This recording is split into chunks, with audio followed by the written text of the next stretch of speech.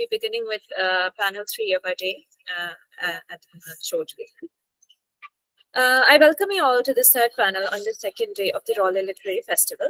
The prior two panel discussions that we have had have been a thrilling mix of intellectual debate, discourse, and discussion among some of the best and brightest minds from the fields of science fiction, graphic narratives, digital humanities, and the intersections of between. Moving on with that same fervor and avidity for delving into the nuances of literature and versatile media, I am elated to present to you this panel discussion on adaptation anxiety, exploring the challenges in cinema of the decade as voice of memory and shift in paradigm.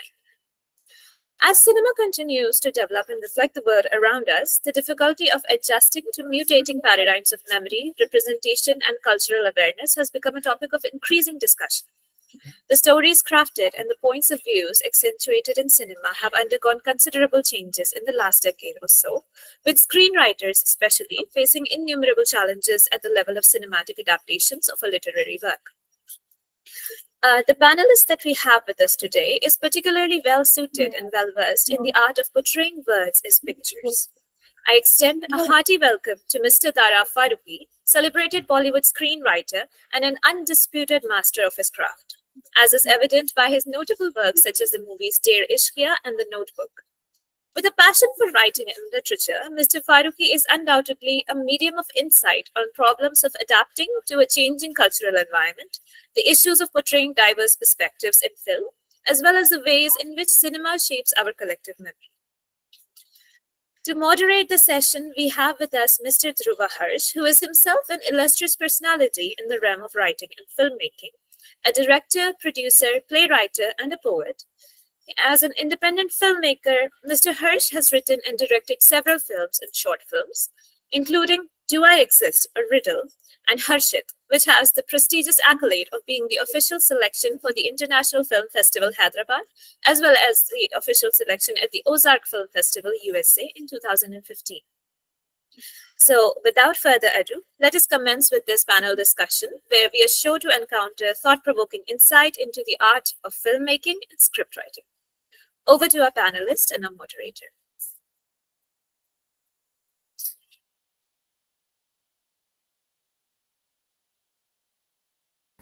Sir, you're muted. Okay. I'm audible, I think. Can you hear me? Yes.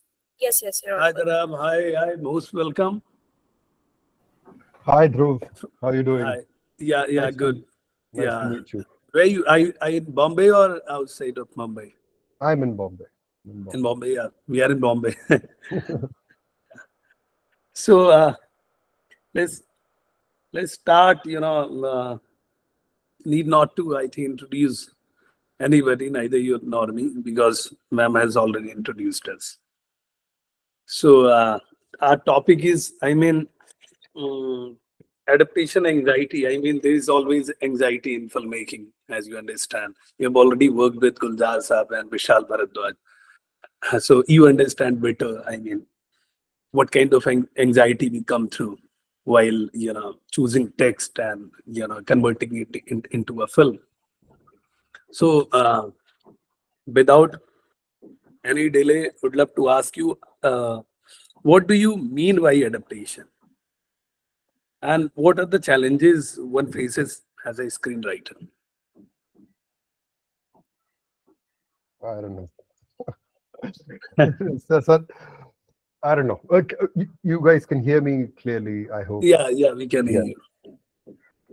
So I see, these are questions I don't think much about. Because for me, at least as far as adaptation goes, it is more of an instinctive thing.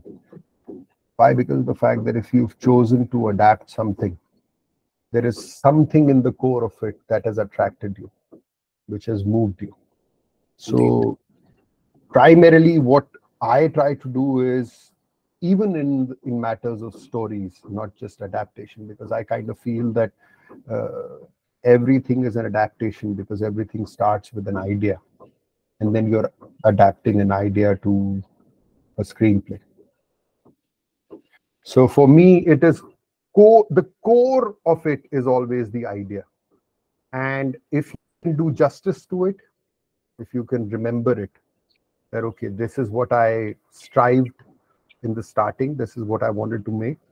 I think that is what it's all about. And for how to define that core, it is a different thing for everybody, I have a feeling.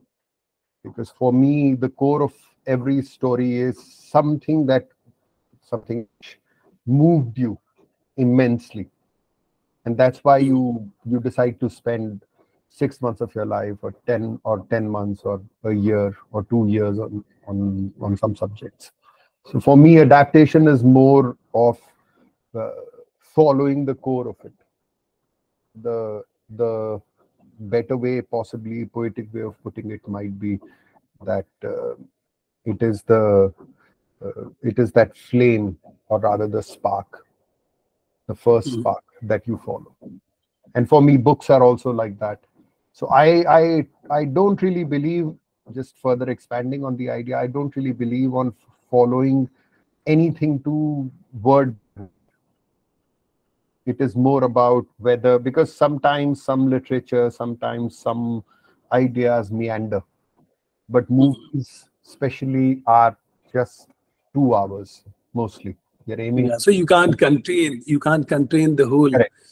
novel or play. Correct. Into. So it's only the core, and you elaborate on that, and you find your way of saying it. Sometimes it works, sometimes it doesn't.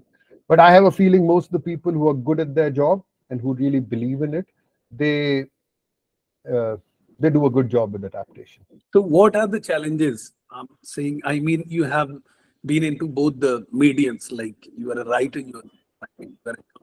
writer, and your story even has been adapted into a movie called Dhruva.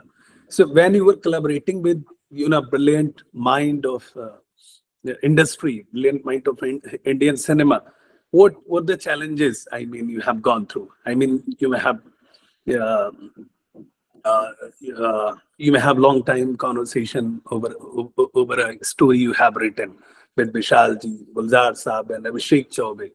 So what were the challenges? I mean, your story was like, I mean, how many pages you have written? Or it was short story, I guess.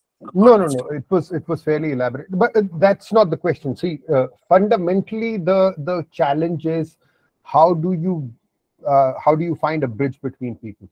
How do you let it go? Like once you never let go. Nobody lets go of anything. I don't think that's even possible humanly, that you let go. Of course, people compromise in terms of the fact that you get paid for it, so it's sort of a commercial job. And when commerciality comes into anything, the restraints of it. Because it's your baby. It was your baby. I mean, the way you may have conceived. I mean, others can't. The way you may have conceived. The primary thoughts, I mean, were yours. But for me, eventually it is about, what we discount from things is that we start to talk about lifeless things as if they're alive.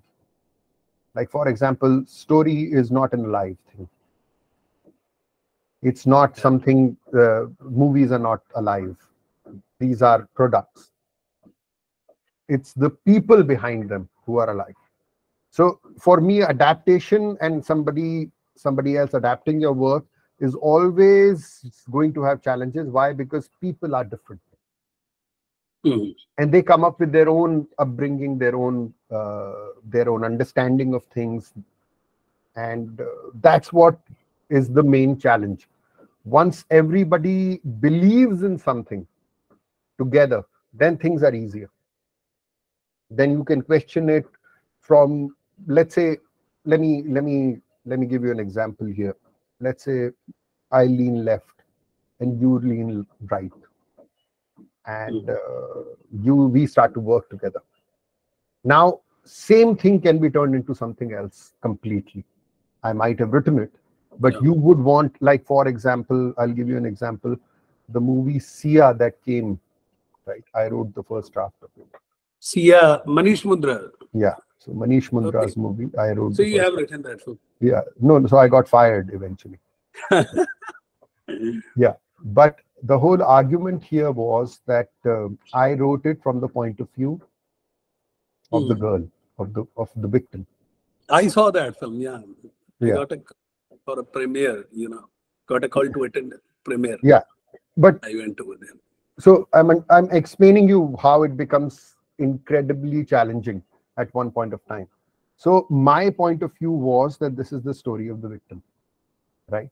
And then at one point of time, their whole team felt that no, we should change the point of view and write it from the point of view of the officer who solved the case, CBI officer. I haven't seen the movie. I don't know what it is right now, but they wanted to change the point of view. Now, for me, the fundamental question here became that then the savior is the institution, the status quo, right? CBI officer is the savior, and it's not the story of the victim. So that's where it became something that we could not work together. Yeah. So rather than Dead Ishqiya, the better example is this, that this is where the challenge was so big. Why? Because the moment you change the point of view, then it becomes a different movie altogether. Why? Because of the fact that there is somebody suffering and you empathize with the suffering, and here is somebody who's the savior. Now you are with the savior, rather than with the victim. So it changes the movie completely. So but when you can, but when you convince, I mean, there may have some, different opinions.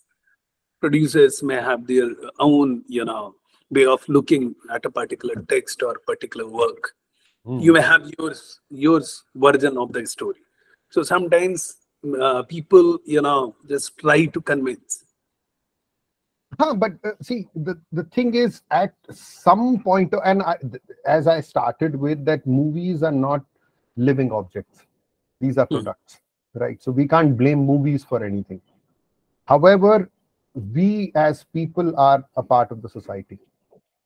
As technicians, as artists, whoever we are behind the camera or even in front of the camera. So the onus is on us, what we stand for. And eventually my fight, and I've had like thousands of fights by now. So my fight is primarily always about the fact that don't dilute the messaging. Because what we tend to do in India a lot is both sidism. We tend to, okay, so if it's a story of a victim, we tend to say, oh, so somebody from the oppressor's side did help the victim. It's not necessarily true. But somehow we have grown up in that world where oppression has to be defined in a way that, okay, one of the oppressors did help you. Or rather, of that class, of that caste, of that whatever, religion. We tend to dilute the messaging there. And I don't believe in that. I kind of believe that first tell the message. Of course, there could be possibilities that there was a helper, but that is the secondary story. That's never the primary story. The primary story is of the victim. And I'm talking victim here. Why? Because of the fact that this is where the most challenges come in. Otherwise, I don't think we face that much of a problem. If we are writing a commercial subject, then it's not going to be a matter of, like you're writing a comedy, it's not going to be a matter of interpretation. It's going to be more about treatment of it. So when treatment is the problem, then you don't have a problem. Why? Because then the fights are, this is funny, this is not funny. We have to make it more funny. We have to put in more gags. There it's no problem. The problem is always when it's a story, it's a specific story of a victim. And that's what India needs right now. We need to tell real stories, and we are not being able to. And that is, I don't know how to counter it. But yeah, that's where. So why we are not able to tell? I mean, I saw Vishalji's Heather, a beautiful amalgamation of two different words. I mean, the film is based on Shakespeare's Hamlet, amalgamating Basharat Peet's The Curfew Night, if I'm not mistaken. So yeah, but I don't think he can make it anymore. Actually, you can't make it anymore. You can make it, but you can't showcase it. No, you can't. See, the problem is CBFC I may don't. have problem with your thoughts. No, I don't think he'll be able to make that movie anymore. The world has changed dramatically and drastically now, and we also have to realize we live in a different world altogether. Acha, Darab, we face a lot of challenges. Even in Western world, I mean, I've seen so many films based on classics. Shakespeare classics, all, BBC and HBO did a mind-blowing job in England. I mean, they have turned a lot of classics into films.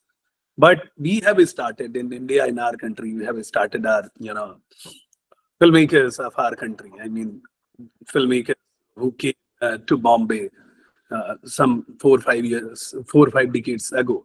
They tried to, adapt beautiful stories, novels, and plays into films. Like in Hindi, give me a few examples. All the films. I mean, start with Mughal-e-Azam. I think was based on some story called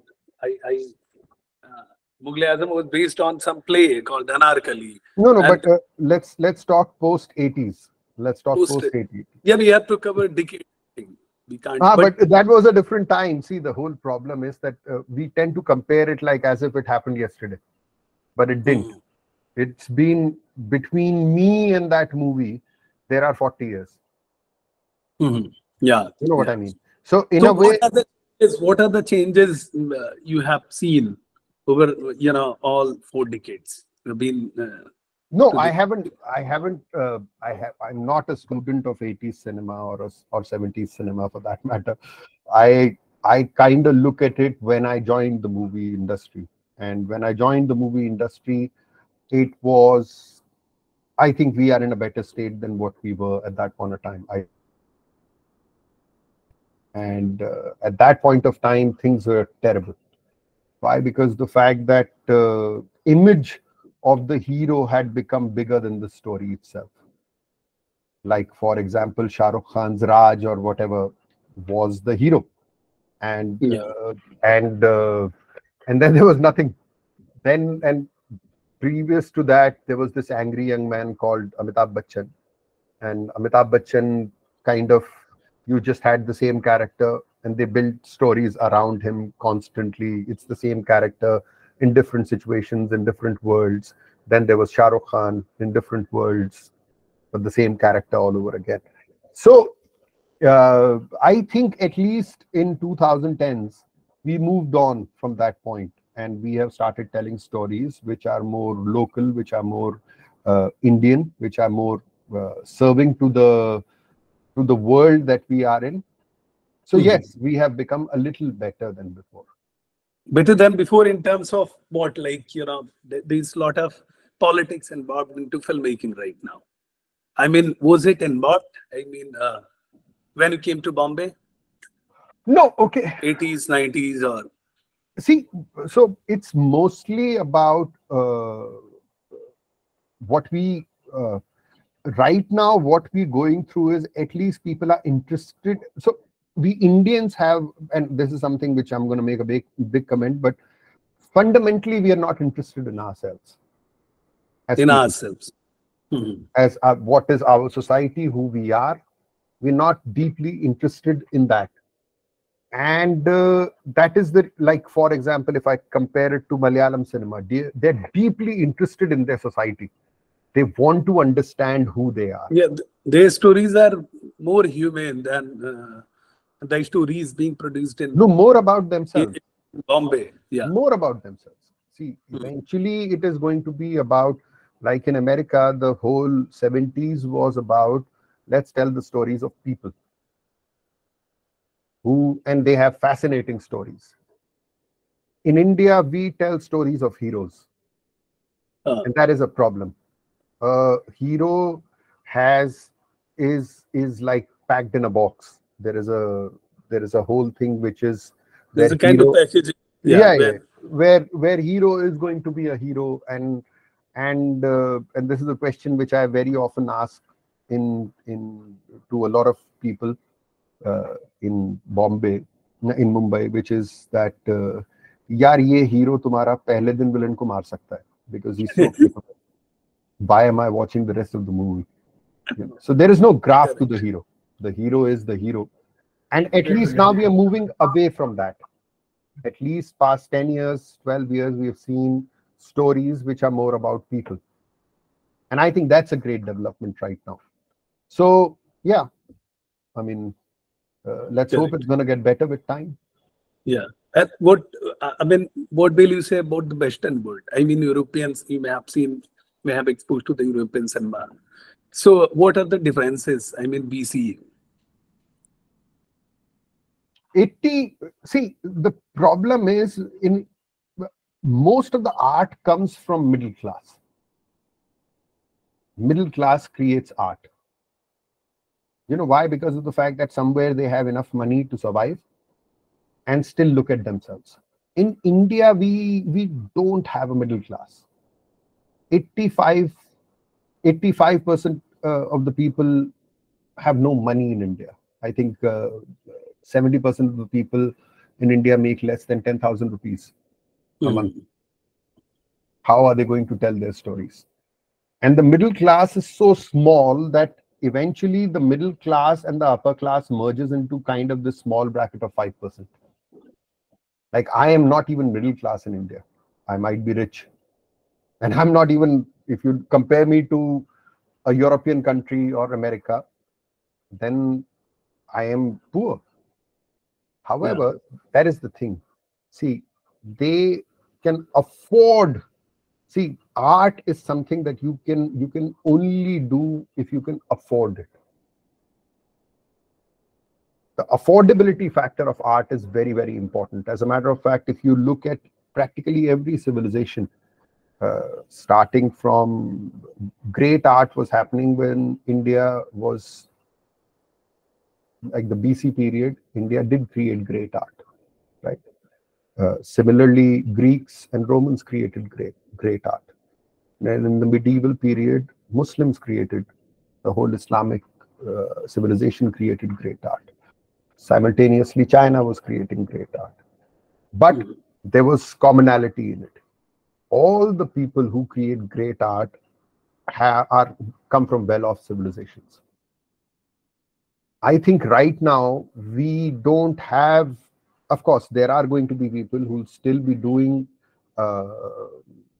great work, but it's not going to be that common. It's going to be an uncommon factor until we arrive at a point where a civilization can, or a country can afford to make great art.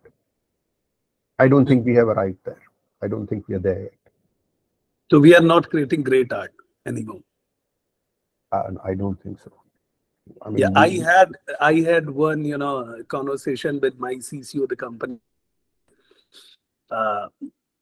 It is an LA-based company, so I'm creative head over there. Okay. Yeah, signed for a couple of projects. Like I have to develop one web show and one film. So I had a conversation with him, and he was talking about content being produced by TBF. So I said, do you find any classicism in their content? I find any classicism? No, I asked my CCO. Okay. Do you find any classicism in their work? I mean, the kind of content that they are producing right now. So OTT, since the emergence of OTT platforms, they are creating good content, but just one-time watch. No, it's not world class. See, the problem is it's not world class. That's what I am saying. That's what I am saying. Like, for example, you name TVF. My problem with TVF is there is too much of repetition. It's like the same thing happening again and again in different stories. It's the same protagonist it's like a formula happening there. Because they start doing their research by watching Instagram. Correct. By watching Facebook. They are not going to read books. Agreed. They don't have that culture. Yeah. Also, imagine a country where 80% people are poor and we don't make stories about poor people at all. We and it's not that you can't make interesting stories about poor people. You can make. We are not making films for children. We are not making films for farmers. Exactly. We don't make to the interest of middle class, the people, the population within metropolitan culture. No, it's the upper middle class in India which is making movies for upper class upper middle class India and the rich class. That's the truth of the matter. I mean, it's not something which is a hidden fact. Everybody knows about it, that there is a certain class of people who are making movies. And see, that is the reason. I mean, that's why we don't have, of course, now we have a little bit of women's stories, little bit, not too bad. But we don't have Dalit stories. We don't have Adivasi stories. We don't have Muslim stories in movies. It's just not possible. Why? Because the fact that the whole structure is just like any other structure. It is driven by a few Savarnas. It's true about judiciary. It's true about corporate world. It's true about commerce. It's true about IASs, civil. It's true about legislature. It's true about executive. It's the same class. It's the same type of people who are running India. And that's why you tend to see stories of Kapoors and Malhotras too much. I mean, that is the reason. I mean, I don't even understand it. Or possibly there might be a shift and there might be a story of a Banerjee or a Mukherjee. Yeah. So there is going to be a slight shift, but it is going to be the stories of this upper class, upper middle class people, primarily. Actually, they believe that, middle class people or the audience are so much stuck with the legacy of Kapoor's and the people. I mean, once they were dominating the industry.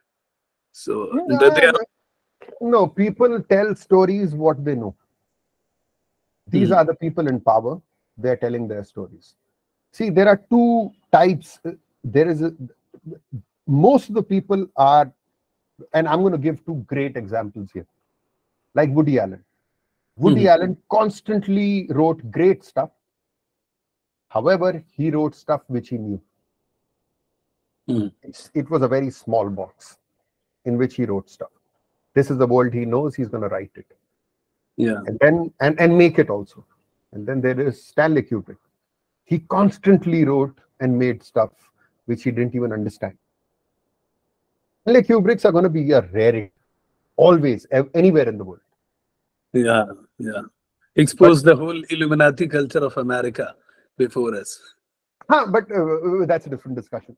I don't want to get into I'm that. not gonna. But we are going to talk about literature and But let me bring it back to see. The whole idea is that people are going to make what they know. So if the Kapoors and Malhotras are making the movie, they're going to be making the movies about Kapoors and Malhotras. I mean, imagine the level of movies and serials and stuff that we make around weddings. It's unbelievable. Yeah, correct. It's unbelievable the level of stuff that we have come up and we have done and redone, and like we've had millions of versions of weddings in India. Yeah. And how's that possible? Why? Because that is the thing which comes very easily to them. Of course, it's a part of Indian culture where everybody gets together and things happen. It's a perfect situation. Dysfunctional family equation also works perfectly with it. However, we just keep on making them. It's like a genre in India, which nobody talks about. Yeah. So yeah, I mean, actually, we imitate. Cinema was the, I think, greatest medium to imitate. So people don't sigh imitating something from these kind of films. So Darab just would love to let's get back to the point, the topic, because I think we're talking sometimes just going into a deeper discussion. So rather going deeper, would love to ask you, I mean, how you may have seen, if we talk about literature in cinema, so how would you like to start? I mean, from its inception, since our industry started making films. I think each and every work what we write or make, somehow looks like an imitation. I mean, sometimes we copy from somewhere, or sometimes we come up with our secondary thoughts. Sometimes we pick up a book and convert it into a screenplay. So From the beginning, just enlighten us by your thoughts that. Enlighten us would be great if I could enlighten myself on that subject. But yeah, see, fundamentally, India doesn't have reading culture, especially Hindi belt. For example, Bengalis did write good literature and they made movies on good literature. Hindi has that problem. Hindi, if the people don't read literature, that means it is not an incentive for writers to write Hindi literature. Even for that matter, Urdu literature. We've not had great Urdu literature, contemporary, like in past, let's say 30 years, we haven't had great books, which everybody is talking about. And the problem is, it comes from society. What we keep on thinking about is that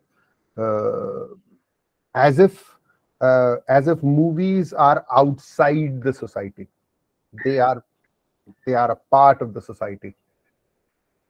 Americans read a lot of books. Europeans read a lot of books. Japanese read a lot of books. Koreans read a lot of books. They have a culture for anime. You know, if not these books, then graphic novels. They have a great culture of graphic novels. And since we don't have that culture, we don't produce great literature also. It's not to the level which we can say that, okay, every now and then there's going to be a book which is going to be good enough. But it's never going to reach that point that, oh, this can win, this can be one of the greatest books ever. And this is because of the fact that our society is structured in a certain way. Because we are poor society. People don't have time to read. 80% of the people don't have money to buy books. But now everything is Googleable, right? The people can Google their mobile phone. Yeah, but the problem is, why would you Google? If they want to read, I think they can read. And you know what I am asking is, I mean, there's a lot of good literature. I mean, maybe for last 1 or 2 decades, we are not creating good literature, but we have a lot of things. I think a whole lot of Premchand and other Hindi writers and a lot of great Urdu writers I have seen, I have read. They haven't been turned into films. I mean, filmmakers are so narcissist. They are just stuck to their writings, or no. Let's look at the problem in a closely attached to it. Let's look at the problem separately. Not everything written, even if it's great, can be turned into a movie. That is the first rule.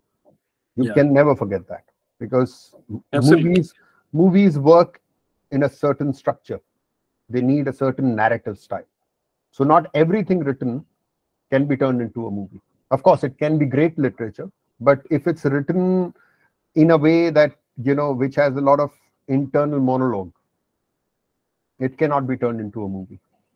Fundamentally, the problem is literature can, I can write a line and I can tell you everything about the character, while I just can't express it in movies. Why? Because of the fact that you have to show. You have to, you can't tell people, you have to show people. So this is the first problem that you have while adapting literature.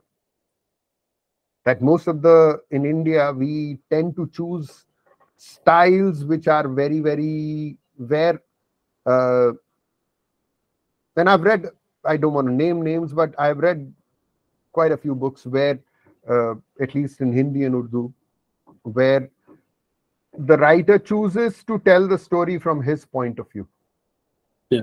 Now, you can explain everything in thoughts, in dialogues there, right?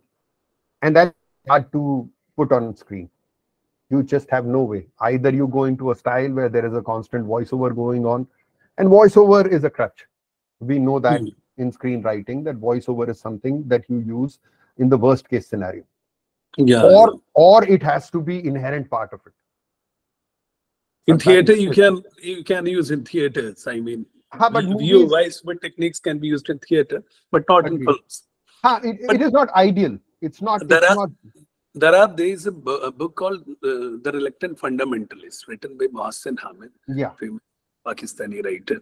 Yeah. So Meera Nair made a movie on that book. The book was written in just in a form of monologue. Agreed. But when you see the movie, you'll find a beautiful adaptation. So see, that is the thing. For me, that movie didn't work that well. You didn't like that? It didn't work that well. For me, it was like, okay, Meera Nair has done fantastic work. Otherwise, that movie didn't go very well. It just didn't feel that it was originally true to its form. Even though Mohsin was there, I think he was collaborating with Meera Nair. He got credited in screenplay as well. Agreed. Yeah, but you understanding what I'm saying? That I'm getting your point. But there's a lot of great literature. It's still no, I'll tell you. In America, I think I was reading somewhere that in America, possibly they write 100 books, and one movie gets made out of it. It's not that all the movies are getting converted, or all the books are getting converted into movies. But like 100 to 1 is the ratio. 1% ही तो बन रही है इसकी. In India, we need to reach that point, जिसमें से कि आपके पास selection हो. And there is intellectual deficit also. I think people, just want to go with cheap contents, and that they always cater, worried about the interest of the people. No, let me put it in a different way. Rather making something classic or... but you never know. See, that would be very arrogant to say that I'm going ahead and making a classic. I mean, I don't think anybody even strives to do something like that. I mean, you can just try that. Okay, I like this subject enough so that I'm going to invest my life in it for let's say next 2 years of my life in it. But that doesn't mean it would be fairly arrogant for anybody to claim, I'm making a classic. But anyway, coming back to what I'm saying, see, what we need in India is that first we need a cultural change where people start reading more. And until they don't read more, we're not going to have good literature. Until we're not going to have good literature and bountiful good, where you have options. Why? Because you have to realize one thing, that for a producer, they don't want to make good movies. Good movies is not a producer's problem. They want to make successful movies. They want to make movies which make money. Yeah, because there is a lot of money involved in the process. Exactly. So if you... When you get to meet people outside of the film fraternity, or if you're meeting a writer who has written a novel or something, they have problem with the people who are making film. Correct. They say quite often that, our work, I mean, I have given my script to one of the directors, but he wanted to, they want to change the narrative or wanted to make it differently to make it more viable, commercially viable. So they see challenges. I think they are two different entities actually. When writers have their problem and filmmakers have their problem because there's a lot of money involved in the process. No, also see, writers, you become a writer. When I chose to become a writer, I was fairly clear that I'm not going to be a millionaire. But I'm not going to be rich. I'm not going to be rich. I'm not going to be rich. There's a lot of writers in the Western world, in England and America, like Neil Gaiman and J.K. Rowling. They are much more, they are more rich than Queen, man. So that circles back to the same argument. Until people don't start reading, we're not going to have those writers. Yeah. Correct. So it's driven by market again. See, you mean we can be rich if people start reading us? No, if more people are actually educated, like the word educated, until we don't have educated people in the society, we're not going to have a great art happening. Circling back to where I started from, art depends upon people. If people are interested in art, you're going to have great art. If people are not interested in art, like for example, there is a question which I keep on asking myself and asking people around me, that there is a common conversation point in everybody right now that this movie made 100 crore rupees. How does it matter to you? How? What does that even mean? Like, my last two films, I have made 3 feature films, 1 documentary and 2 feature. And we are still stuck in, like, how to release the film. Even I'm working with doyens, like they are the ones who built multiplexes culture. No. Thing is that for the audience, let's say an audience talking about 100 crore rupee movie. What is the point? Coming back to your point. So, the challenges are when you go and pitch your content, like made content to any production house or any OTT platforms, they have questions like, who is the star cast? Even making children films. People, the production houses will ask you who are the star cast. But see, the question eventually circles back to why would it matter? It's for anybody. It should be the experience that should matter, right? It should matter that somebody tells you it's a great movie, I'll go and watch it, and you go and watch it. But in India, we don't ask those questions. What we ask is, acha, hero kaun hai? Heroine kaun hai? Kitne rupaye kama liye? See, and I'm going to say it very badly, jab audience unpad hogi, to picture unpad banegi. Qissa khatam. It's about the questions that you're going to ask. If you're going to ask those questions, you're going to get those answers. And you can't do anything about that.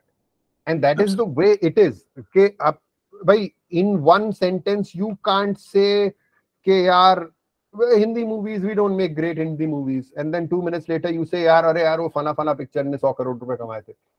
And I'm perplexed. Ki ye kya iska dimag mein kya chal raha hai? I had an, once I was with Tigmanshu Dholia, and we were sharing dash together. So he was there with us, and once the session was over, and we were standing outside of the auditorium, and I was asking, he was saying that we were speaking about art, cinema, aesthetics, and everything, and all of a sudden he said, "Prem Ratan Dhanpayo ne 100 crore rupees kama liye." So I said, I mean, you're talking something else when you go on dais and amongst, literary people or amongst audience or public. But your opinion gets, changed when you come out from the dais or from the podium.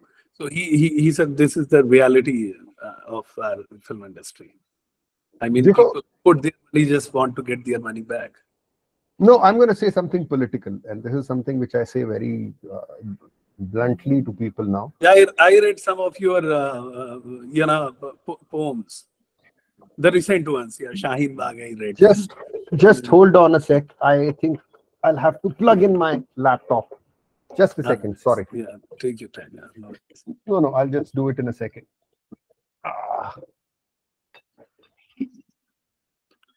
It should work.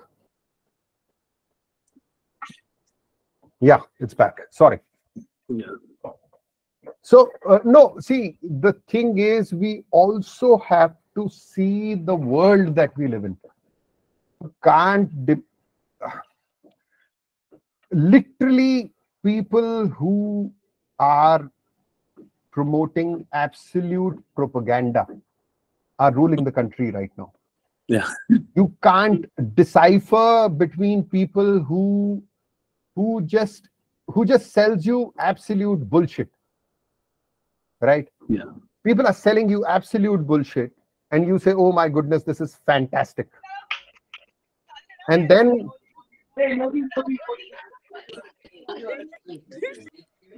what happened? I don't know. He's like, what? Clapping. People are clapping. No, so coming back to the point which I was making.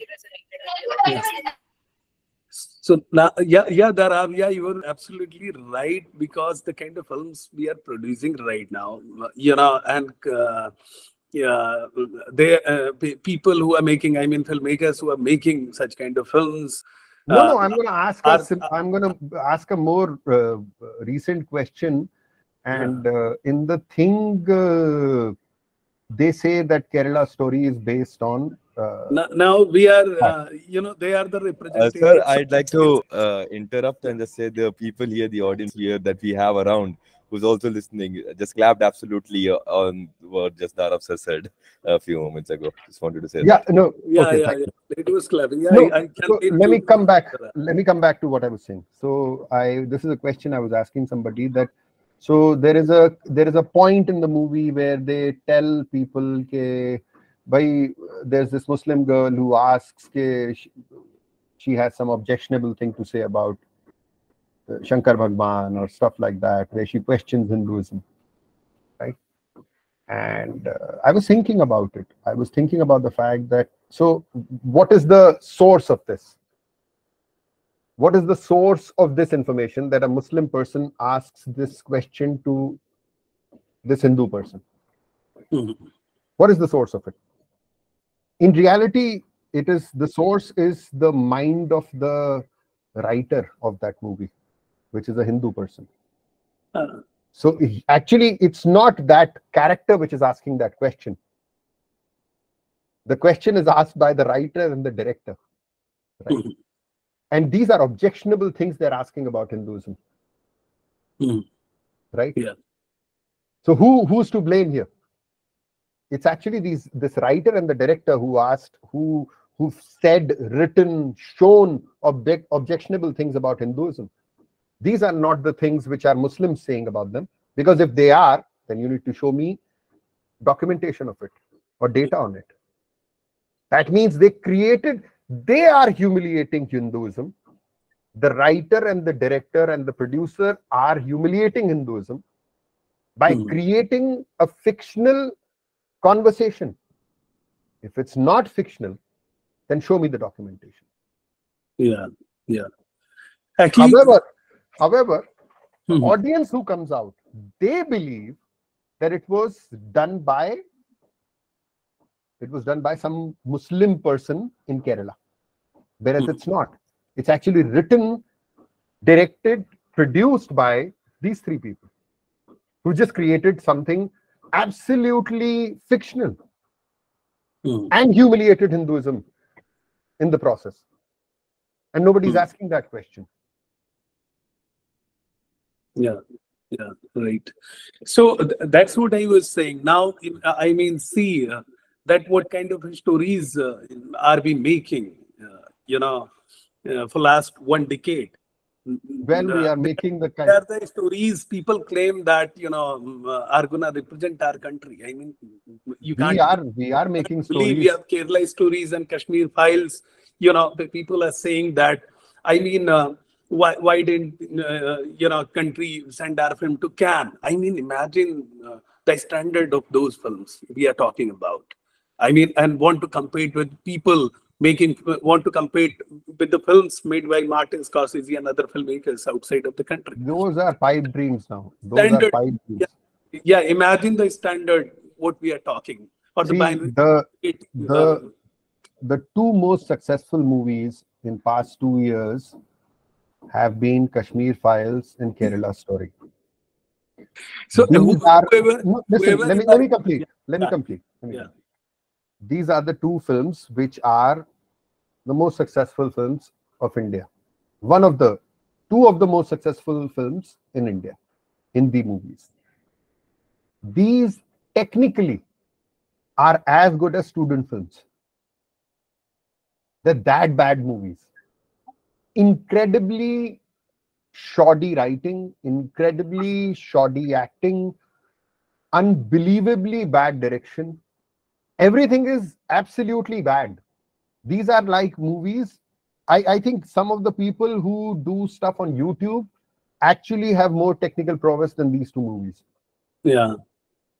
In spite of that, these two movies have been the super hits. Though both of them have crossed 200 crores, which tells you something about the audience. Never forget, we live in a country right now which is not thinking right. So having an intellectual debate about something for me is fallacious to start with.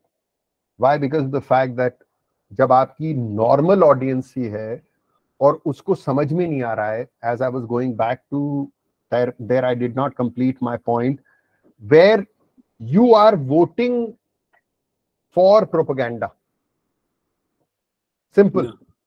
When you vote, your fundamental existence depends upon who you vote for. And if you vote there for propaganda, I think you lose your right to ask me a question about, I mean, not you, but anybody pointing fingers at film industry. I think film industry is doing much better than the way you are voting. Yeah, yeah. So film industry is much more democratic than you know. Exactly. No, it's doing much better than the way you guys are voting. So अब आप ये देखिए कि आपकी जो शख्सियत, आपका जो पूरा का पूरा वजूद है, वो इस चीज पे डिपेंड करता है कि आप किसको वोट करोगे। और वही एक सी ग्रेड हिंदी पिक्चर से हार रहा है अगर आपका वो चॉइस, तो फिर वो सवाल तो बनता ही नहीं। तो I think till we don't go back to normalcy, people should stop asking questions to film industry. This is one thing which I want to make clear. Why? Because of the fact that things are going to be always better than the society that we live in right now. At least some movies are still asking questions which are educated. They are still coming up with observations which are deeply embedded in Indian society and truth. At least there are still subjects which movie industry is making where we feel real as a person. I don't think that is on. I mean, the media industry might be in terms of size 1,000 times film industry, 1,000 possibly times if you add cumulative media of India, you know. And there you can't find solace, you can't find voices of reason anywhere. I got message that we have just 10 minutes and then we have to open our session to the students. Or no, we can also start right now. It's people okay. We have talked enough. I don't see. For me, the conversation point was that I found in the world that you live in, I found the topic itself a bit fallacious to start with. Why? Because the fact that when you it's a fact. Yeah.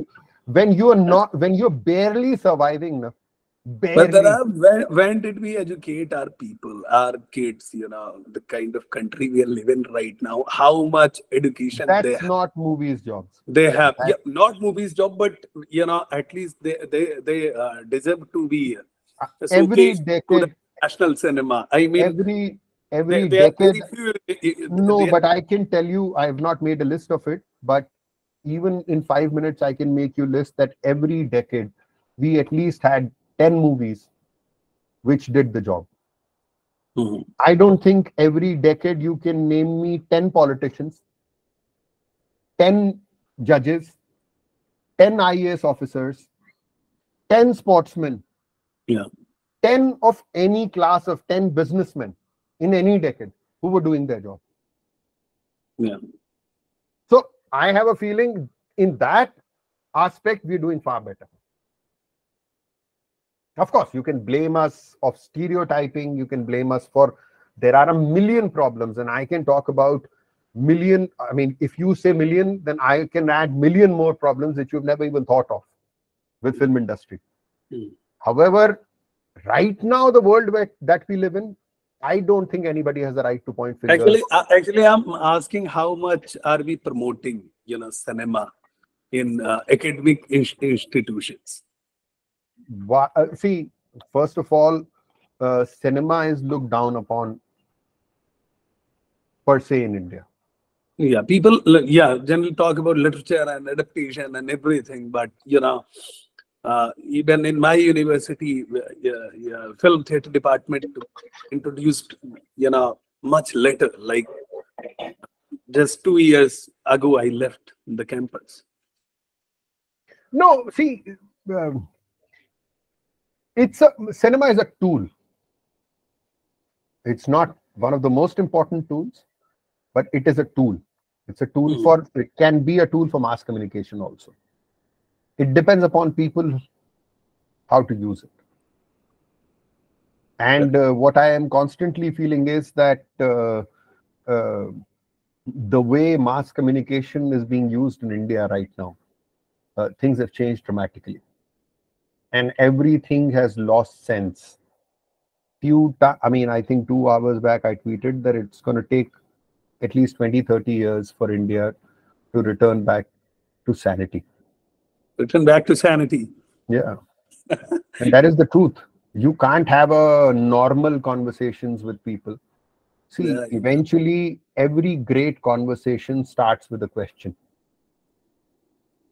Practically, you just can't. No great question, no great conversation has ever happened where two people were agreeing with themselves, with each other. It was always somebody who asked a question and then the conversation took on. Yeah. But in India, you can't ask a question anymore. And that's you'll get the answers before you ask questions. No, you'll get ad hominem. You'll get personally attacked. You won't get the answer. What you'll get is that possibly they're going to read your name and find out a little bit of your background, and they're going to attack who you are rather than what you're asking. Yeah. Your identity is attached with everything in India. I mean, you can't. No, identity is attached with everything everywhere in the world. Identity is a very important part of who you are. Because it's also a choice. No? Identity is also a choice. You can leave your identity at any point of time. Yeah. So now I think we should open our session. Please. They can ask questions. Please, please. Sir, thank you so much for that extremely insightful discussion. Since we've opened the floor for question and answers, I hope you don't mind if I pitch in one of my own. I have been riveted in my seat throughout this session. Sir, you talked about India lacking a reading culture. You said that countries like Japan, South Korea, and others, they have flourishing cultures of reading graphic novels, manga, etc. But there is a stark contrast in the case of India, as you said. You attributed it to the economic and social structure of our country. People simply do not Also, so there is no finality in my answer. That is just one of the observations, that it is also one of the reasons. It's not the reason. Yes, that is kind of what my question is supposed to be getting at, that people simply do not have enough time and money to indulge in the habit of reading. But that does not account for the sheer difference in reading cultures of the Hindi-speaking masses and the masses who speak other languages, such as Bengali. So what are your thoughts on this?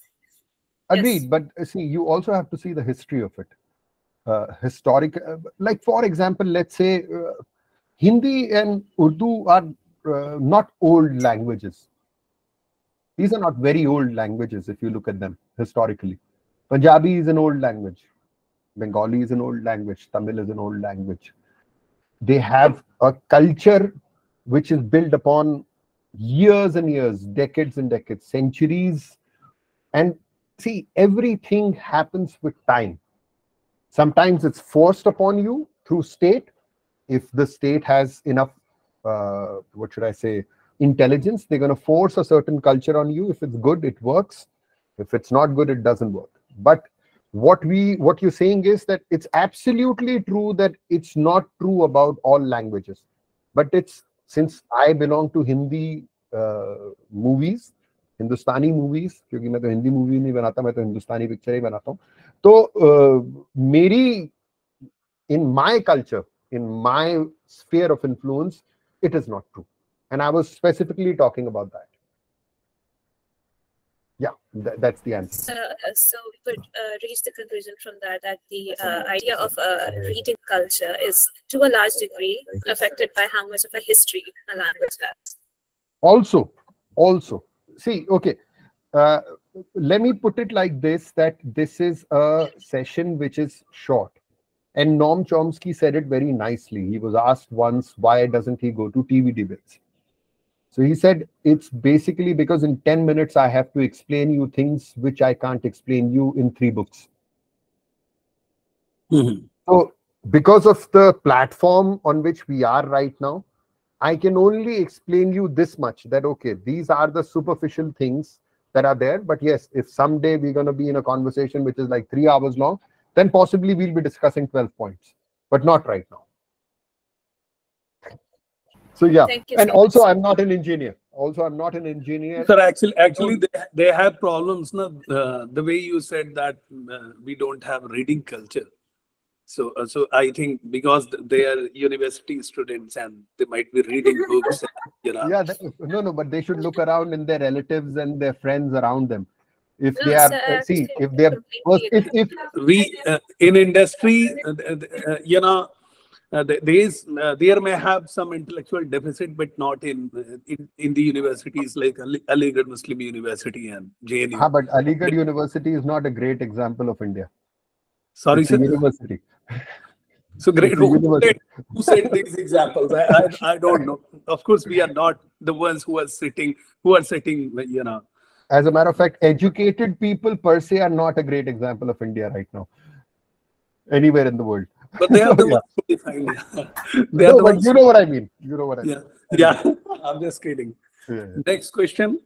Yes, thank you, sir. The floor is still open to other questions. Yes. I have a question. Yeah. Okay. So first of all, I would like to thank you for an insightful discussion. I've enjoyed it throughout. Thank you. I'm Musina Khan. So my question is that we've discussed about changing trends in art, what impacts it, and all that is affected. So I would like to ask that how are the formatting requirements for a screenwriter different from those writers who write for other media? Time constraint. You have to tell your story Time within constraint. Time. Time constraint is the biggest problem. Everything in a screenwriter's life is about time. We have to tell, let's say, you can write possibly 12 books to explain Gandhiji's life. Yeah. I just have 2 hours. Fundamentally, that is the main difference between. I know it's going to be an exaggeration, but the hardest form of writing for me is screenwriting, because you have to say everything within 2 hours, 2.5 hours max, and 2.5 hours is a rarity. And you have to make it compelling, otherwise people may switch to some other content. Yeah, that is the hardest part. But I think Sir Richard Attenborough did justice with Gandhiji when he made the film. No, he made a fantastic movie. That's what I'm saying. But if you look at Gandhiji's life, it's going to be like a saga, if you say. Yeah. There's so much which has happened. I mean, if you look at Maulana Azad's life, it's going to be a saga starting from madrasa to where he reached by the end of it. It's going to be a saga, but you can't contain your lives into just 2 hours. Yeah. So yeah, time constraint is the biggest problem, Mohsina. So I guess that is what the charm is. You have to give the details, and you also have to be precise. And okay. Yeah. Thank you. Precise and compelling. You have to make it visually appealing. There's a lot of things. And commerce, of course, commerce is involved. So you have to cater to the interest of the people. True. Thank you, sir. Next. Thank you so much for your insightful answers. We still have time to take in one more question. Yeah. I have a question. Am I audible? Tech head. Tech head 1. Yeah. He's tech head 1. Boliye tech head 1, saab. First of all, it was a great discussion. I learned a lot from it, and thank you for coming. Thank you. Let's pretend I'm a film writer over here, right? I've written my script. I'm done writing it. Now the filming process is underway. While the filming process is going on, does the director film, do all the filming stuff while keeping it as my own story, or does he morph it into his own while he's doing that stuff? How much of a say do I, as a film writer, have in that filming process? Because you talked about censorship and changing stuff to fulfill this or that need. How much of a say do I, as a film writer, have while the filming process is going on? Okay, so let me answer it in a very simple way, which everybody understands. Let's say Sidra, I wrote a story, and Sidra read it, and Tech Head 1 read it, and Sharmien read it, and Atika read it, and Joint Secretary read it. All 5 of you read it, right? And you come and meet when in your AMU cafe, right? And you are going to like, of course, we all like the end. So we all agree that it was a great story, blah, blah, blah, blah. But you're all going to read it from your point of view, from where you're coming from. That's what director does. I might have written anything, but it is director's point of view which you see in the movie. So the way he or she sees it is what you're seeing on the screen. So it's not fundamentally, that is the biggest difference between any art form and movie making, that it becomes a different thing the moment Dhruv decided to direct it. Because Dhruv decided to direct it, he is seeing it from his point of view. That's it. Even if you've written a scene where the heroine, or rather the actress, was supposed to be put her point across in a certain way, exactly the same dialogues, just changing her tonality, her demeanor, it would change the scene completely. Why? Because the director sees it in a different way. Absolutely. I hope you've understood what I'm reading. Yeah. Thank you for answering. But let's say by the director's changes, as you said, it might change the story completely. It might change the message the scene is supposed to deliver. Yeah. Do I, as a film writer, have a say in that process? Like, no, this is not the message I'm trying to convey. No, you have no say, zero say. Because you can go in sync, sir. Sometimes you can. Like, no, as a matter of fact, that's why writers crib all the time. If you meet anybody, if you come ever to Mumbai and talk to a writer, they are all going to claim that they wrote Godfather. All of them believe that they wrote Godfather. Always the writers have, including me. Yeah. They have written a wonderful film, sir. That's why they are asking that. It's okay. It's how much you can go in sync with the director if you are writing something. See, when you say wonderful, you have to compare it to the world-class cinema. Because the moment wonderful comes in, you have to compare it to possibly the best movie in that genre. Right? Mm-hmm. Is it there yet? No, it's not. It's going to be somewhere like 6 or 7 there. So it's an okay movie. So compared to the best in the world, it's going to be 6 and 7. And that is what I constantly say. Possibly it was a wonderful movie for Indian criteria. Yeah. But it was not something that was world-class good. Yeah, anyway. Any more questions? Next. थक गए लग रहा है सब लोग. No, I'm not tired. I'm just no, sir. I have actually posted a question in the chat box.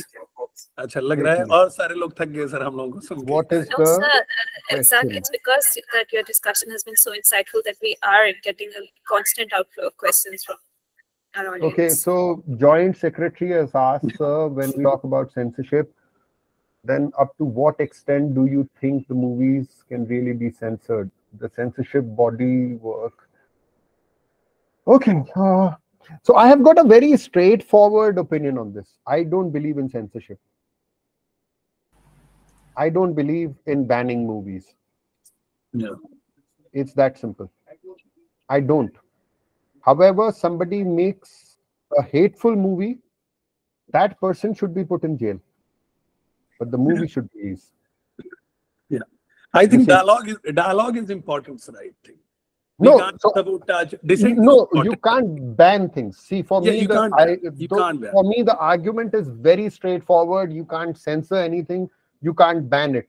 But Yeah. since we also believe in hate speech, if you think something is hate speech, release it and then put that person in jail, because that sends a larger message than actually banning it. See, what I believe is that cowards, what cowards do is that they ban things. People are clapping for you, sir.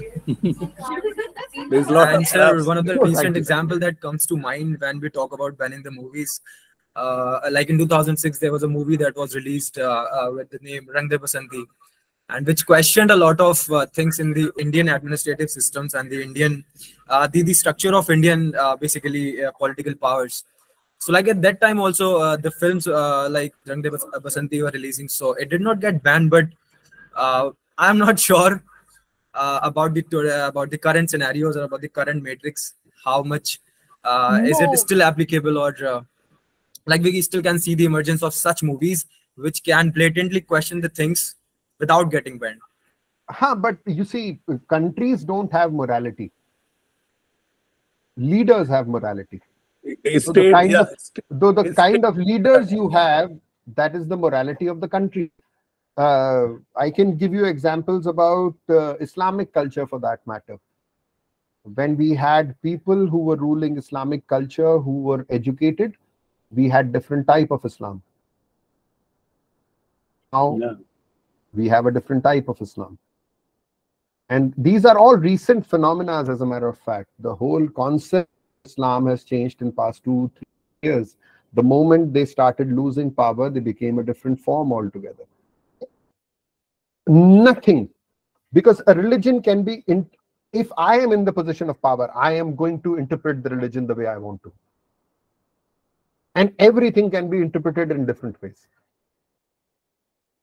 And slight deviations can change things dramatically. Dramatically. Like, for example, I choose to ignore it. It doesn't matter. I don't choose to ignore it, and I'm going to penalize everybody for it. It changes everything. So, see, you have to realize one thing. Everything is about, and especially in a democracy, coming back to what I was saying, it is about, if people don't even understand what they're voting for, then they have no right to question anybody who's half as intelligent as they are.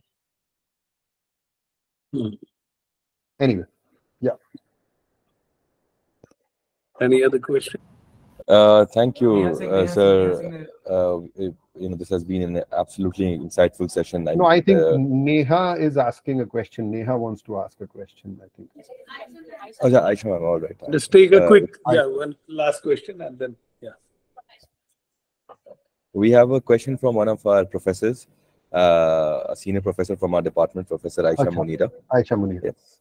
Yes. Welcome, Simon. Hello, I think there are certain students who would like to ask questions. So may I go ahead first? I don't know. I just joined. Please. You just said that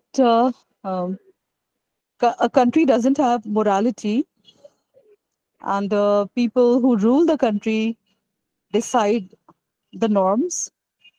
So what constitutes a country?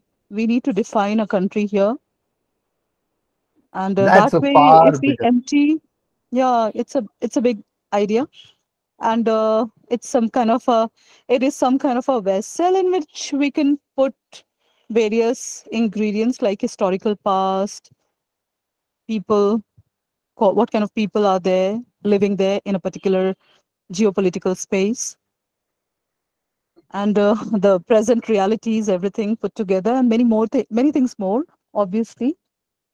The other thing is that people who are in power actually decide what to do and what not to do, or whether to censor a movie or not. Yeah.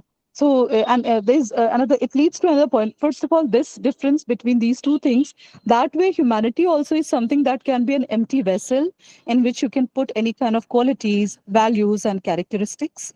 Talking from the perspective of anti-humanist approaches of post-structuralism.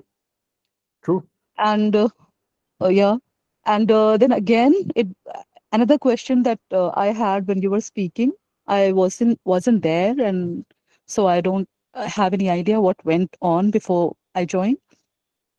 So there's one question that when people are in power, they behave better or they behave worse. This is a very important question, because when you refer to the Muslims, how they behaved when they were in power, it's very evident, historically speaking, that they were much tolerant when they were in power. True. And when they're not, they know that in the global politics, they don't have that much of value right now. So they are more intolerant. So Yeah. can you?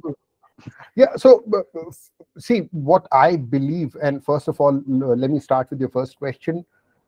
When I said morality, I was talking about the Constitution, because we have a fixed Constitution. It kind of sets up our morality, but the interpretation of that Constitution depends upon people who are ruling. So they can change, they can implement it arbitrarily. Leading more towards that, in my opinion. And coming to your second question about Muslim culture, see, the thing is that desperate people do desperate things. And that is what is happening with Muslim culture right now, what I believe. That most of the people right now who are in position of power, first of all, they are driven by self-interest, which is obvious, which is true about humanity all the time. But it's especially true right now, number one. And number two, we have a lot of bad decision-making and discourse happening just because of the fact that eventually power is going to suppress somebody. And previously it could control narrative and suppress, or rather control more people. Now it is going to control people within themselves. And that is what is happening with Muslim culture right now. The desperation of it is that, okay, for example, औरतों को दबा लेते हैं क्योंकि आसान है. And that is what is happening. So, but it is going to be a far longer discussion, and I can just talk hours on it. And I think we have come to an end. So yeah. Yes, thank you so much. The time for another panel. We have the other panelists, please. Basu and Sharmien Ajmal Khan sir, here as well. Who thank you so much. Thank you so much for having me. Sir, you had took out the time, and we would have loved to have you on campus. It would have been absolutely great, and everything had been planned, and the last. जो बीत गई सो बात गई. Yes. So thank you for doing this still, sir. Chalo, thank you. Thank you, Dhruv. Thank you, sir. Thank you. Milte hain. Yeah. Done. Thank you for doing this. Bye bye. Take care. Bye, sir. Bye bye.